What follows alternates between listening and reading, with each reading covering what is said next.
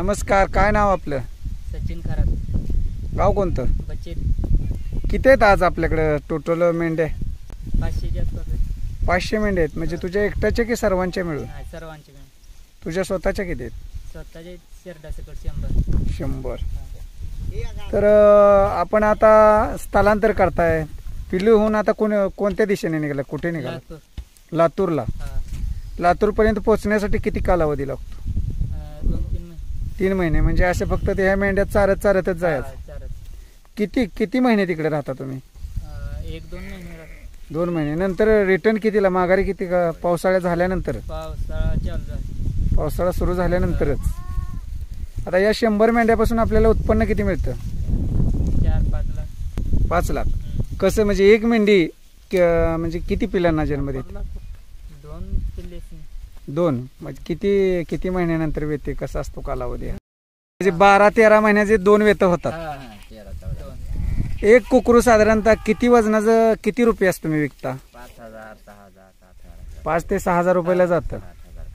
ते मार्केटला विनवून विकता का? ओके, ठीक आहे. आता या तुम्ही बाहेर फिरत राहता, तुम्हाला चाऱ्यावर खर्च काही सुद्धा होत नाही, मग खुराक वगैरे देता काय मेंढ्यांना? पेंड असते.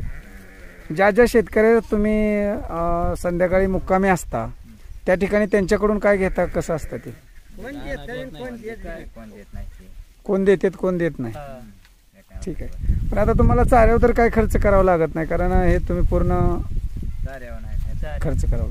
मग ह्याच मेंढ्या जर आपण आपल्या घरी थांबवून त्यांना बंदिस्त करून घरचा शेतातला चारा टाकला तर परवडतं का हे मेंढ्या?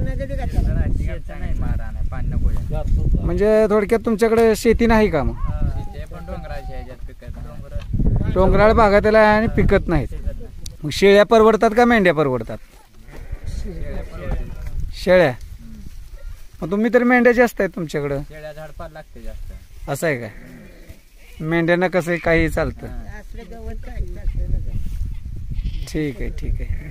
आणि दुसरं विचारायचं म्हणजे तुम्ही स्थलांतर करत असताना दररोजचा तुमचा मुक्काम हा वेगवेगळ्या ठिकाणी असतो. मग अशा वेळेस तुम्हाला काय त्रास होतो, काय अडचणी? म्हणजे काय अडचणी येतात?